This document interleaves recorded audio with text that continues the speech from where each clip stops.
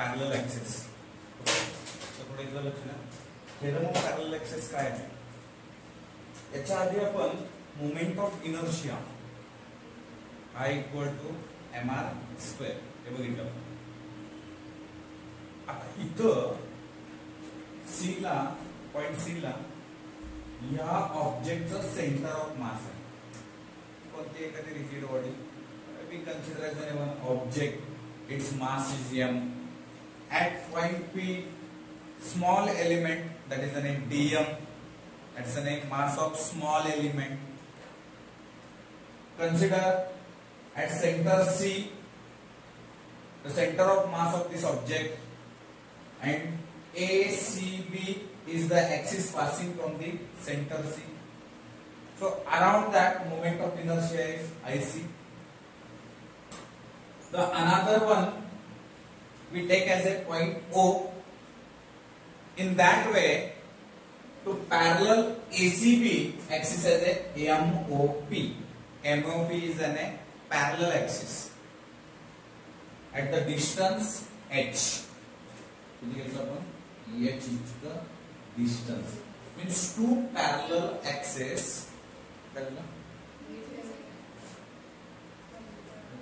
Blur व्हायला लागली ना.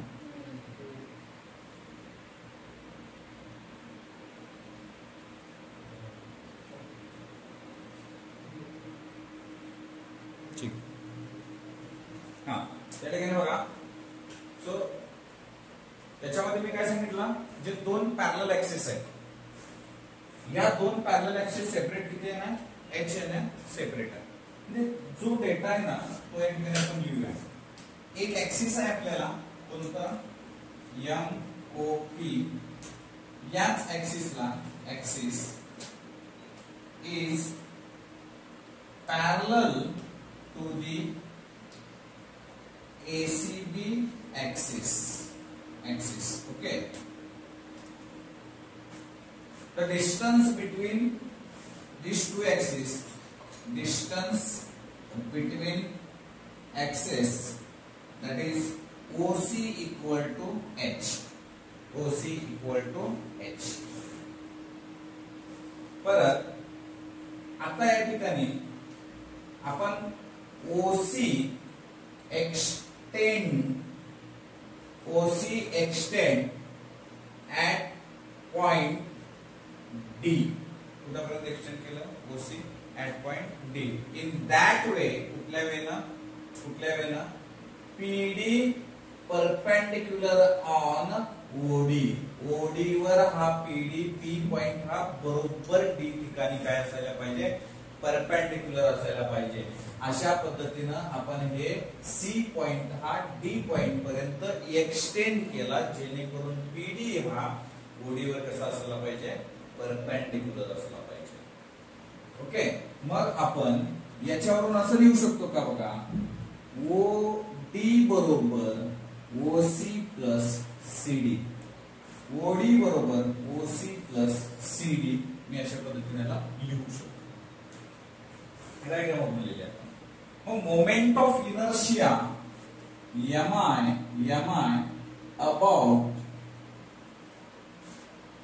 जे ऍक्सिस आहे ओ, म्हणजे about M O P axis, that is mean by I0 integration of, इथलं जे डिस्टन्स आहे आपण काय घेतलंय, पी पॉइंट घेतलाय. कुठे घेतलाय, त्या ऑब्जेक्टवर. बरं ऑब्जेक्ट कसा आहे, ते असं पूर्ण प्लेन आहे. इथे एक ऍक्सिस आहे, या ठिकाणी एक ऍक्सिस आहे. ते या ऍक्सिस सोबत एकदा रोटेट होणार आहे, या ऍक्सिस सोबत एकदा रोटेट होणार आहे. म्हणजे हे पॅरलल ऍक्सिस आहे, यांचा मोमेंट ऑफ इनर्शिया आहे. या ठिकाणी कुठेतरी एक पॉइंट डी घेतला, इथं कुठेतरी एक पॉइंट काय घेतला, सॉरी पी घेतला. त्याचं जे तिथल्या जे एका पर्टिक्युलर पॉइंट तिथल्या ज्या पार्टिकलचं मास जे किती आहे, डीएम इतकं आहे, स्मॉल एलिमेंट. त्यालाच आपण स्मॉल एलिमेंट असं म्हटलं, DM as a small element. मग याच्या सोबतचं मोमेंट ऑफ इनर्शिया किती. मग मोमेंट ऑफ इनर्शिया काढायचं तर डिस्टन्सचा square into mass into perpendicular distance. जर आयसीचं काढायचं झालं मला, आयसीचं, तर सरळ सरळ काय येणार आहे, सीपीचा स्क्वेअर डीएम. ओके. मला ज्या व्हॅल्यूज हव्यात त्या व्हॅल्यूज मी इथं काढल्या. I0 पाहिजे, IC पाहिजे, बट ऍक्च्युअली मला काय हवंय या दोघांचं म्हणजे थेरम ऑफ पॅरलल ऍक्सिस काय सांगतो. The theorem of parallel axis कोणताही जर सेंटर ऑफ मास म्हणजे एक पॉइंट घेतला आपण सेंटर ऑफ मासला सोडून म्हणजे एक सेंटर ऑफ मास मधून एक ऍक्सिस जात आहे, दुसरं त्याला एक पॅरलल ऍक्सिस धरतो आपण, असे दोन ऍक्सिस धरतो. मग हे जे ऍक्सिस वर घेतलेलं आहे moment of inertia is equal to the centre of mass of the moment of inertia plus product of mass into square of the distance between them. हे झालं त्याचं स्टेटमेंट, कुणाचं थेरम. म्हणजेच कसं काय आहे सर याच्यामध्ये नेमकं काय प्रूफ करायचं आहे. I0 बरोबर IC प्लस MH स्क्वेअर हे प्रूफ करायचं आहे आपल्याला थेरम. मग आता आपल्याला त्या वेळेनं जर जायचं झालं तर मग या ठिकाणी आपण बघा मग कोणत्या क्वांटिटी काढल्या आपण. दोन ऍक्सिस कसे ते सांगितलं, दोघांमधला डिस्टन्स याचे हे सांगितलं. सी पॉइंट हा कुठपर्यंत एक्सटेंड केलाय, डी पॉइंट पर्यंत. कशा पद्धतीने एक्सटेंड केलाय, पीडी त्याच्यावर परपेंडिक्युलर असायला पाहिजे. मग मी ओडीला असं लिहू शकतो का, ओसी प्लस सीडी हे मी लिहू शकतो. मग मला मोमेंट ऑफ इनर्शिया एमओपी च्या ऍक्सिसला काढलं तर हे मोमेंट ऑफ इनर्शिया कुणाच्या ऍक्सिसला आहे रे, एसीबी च्या ऍक्सिसला. मग मला एक ट्रायंगल दिसतो का, कोणत्या ट्रायंगल मध्ये, in triangle ODP, in triangle ODP.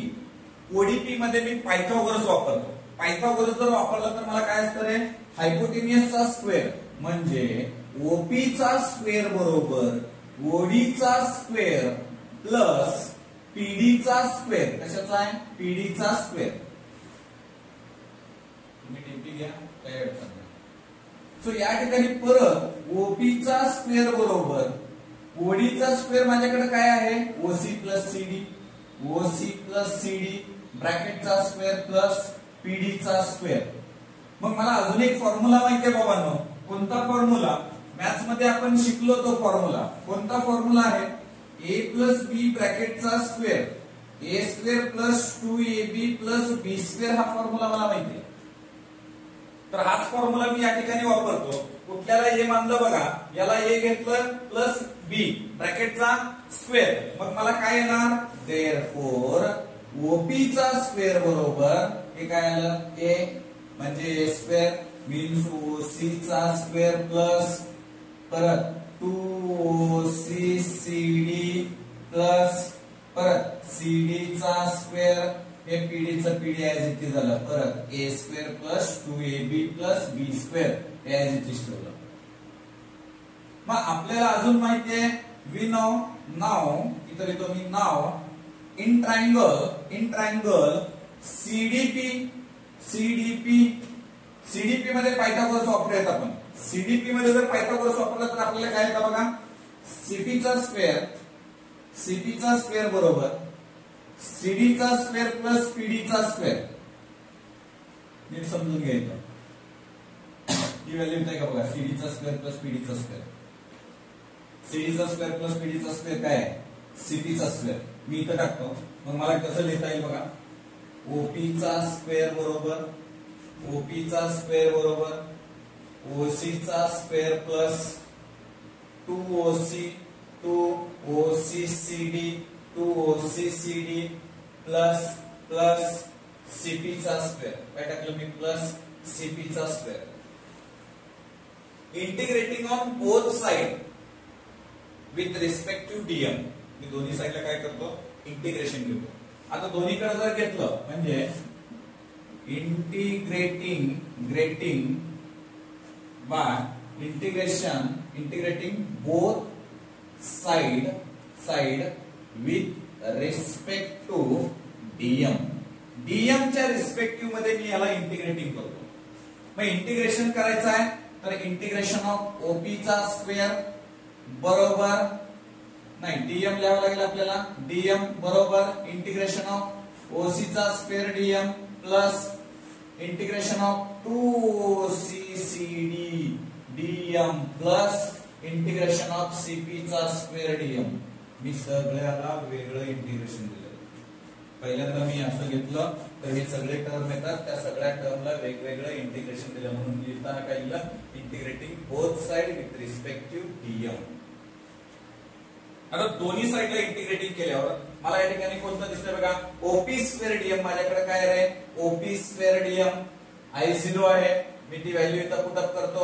I0 बरोबर ओसी स्क्वेअर डीएम काय आहे का माझ्याकडं, नाहीये, पण ओसी काय आहे माझ्याकडं, एच आहे. मग मी इथं व्हॅल्यू पुटअप करतो, H square DM plus integration of 2h CD DM plus integration of CP चा स्क्वेअर काय आपल्याकडे, सीपी चा स्क्वेअर शोधा. Integration of CP DM IC आहे. ओके, इथं बघा सीपी स्क्वेअर डीएम काय आपल्याकडे आयसी आहे, ती व्हॅल्यू रिप्लेस केली. मग मी या ठिकाणी याला लिहिताना कसं लिहिलं, I0 आयसी ला आधी लिहिलं प्लस एच ला बाहेर काढलं, H square integration of DM plus 2h ला मी बाहेर काढलं, इंटिग्रेशन ऑफ सीडी डीएम याचं इंटिग्रेशन केलं. आता आपल्याला या ठिकाणी एक इंटिग्रेशन ऑफ डीएम काढण्यासाठी आपल्याला इंटिग्रेशन ऑफ डीएम जर घ्यायचं असेल तर इंटिग्रेशन ऑफ डीएम काय येणार आहे आपल्याला, याचं एम येतं इंटिग्रेशन, याचं जर इंटिग्रेशन काढलं तर M. Integration of dx x derivative जर काढलं, एक्स डीएक्स चं डेरिव्हेटिव्ह 1 येतं, तर 1 dx चं इंटिग्रेशन हे x आहे. ओके, म्हणून हे 1 dm आहे. व्हॅल्यू किती आहे, 1 dm आहे. तर त्याची व्हॅल्यू काय येते, त्याचं इंटिग्रेशन 1 आहे. तुम्हाला इंटिग्रेशन झाल्यावर लक्षात येईल. ओके, पुढं सो एक इंटिग्रेशन ऑफ सीडी डीएम ची व्हॅल्यू ही 0 येते. हे जे डिस्टन्स आहे ना, हे नियर अबाउट एकदम जवळ आहे. आता ठीक आहे, मी झूम केलंय, त्याला आता ऍक्सिस वरच समजूया आपण. मग ते जर डिस्टन्स ऍक्सिस वर आहे, डिस्टन्सच नाहीये, तर ते जर सेंटरवर असेल तर त्या ठिकाणी काय असतं, 0. ती व्हॅल्यू काय असते, 0. म्हणून इथे व्हॅल्यू मी काय लिहिली आहे, 0. मग मला आन्सर कडे जातो मी. आन्सर मला काय भेटतं बघा, I0 बरोबर IC plus h square m. याचं व्हॅल्यू m ठेवली, याची व्हॅल्यू काय ठेवलं आपण, 0. सो I0 बरोबर IC प्लस mh स्क्वेअर. मला काय मिळाला, I0 इक्वल टू IC प्लस mh square. So this is your parallel axis theorem. तुम्ही तुमच्याकडून किती स्टार देणार आहे मला माहित नाही, पण किती देताल तेवढं थोडंच आहे.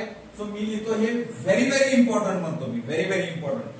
2 थेरम आजचे जे खूप खूप महत्वाचे, याला पाठच करायचं आहे आपल्याला, आज रट्टाच मारायचा आहे. समजलं न समजलं समजून तर घ्यायचंच आहे, नाही समजलं तरी असं येतं का, हो असंच येतंय. कारण HSC बोर्डाचं भयानक प्रेम आहे आणि आपलं तर पार पार पार याच्यावर असं उतू गेलं पाहिजे. 2024 ला सुद्धा या दोन्हीपैकी एक विचारलं गेलेलं होतं, मग 2025 ला सुद्धा या दोघांच्या वर जास्त जीव आहे. म्हणून हा जो क्वेश्चन आहे मी परत सांगतो, HSC बोर्डासाठी तर इम्पॉर्टंट राहायचो.